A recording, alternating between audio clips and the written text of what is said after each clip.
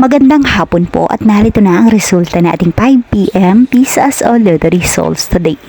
Ngayong araw ng Friday, March 27, 2026. At para po sa draw natin ngayon ay ang 3D Lotto at ang 2D Lotto. At para po sa Lotto More updates, pasubscribe na lang din po ako sa aking channel at pahit na din ng notification bell.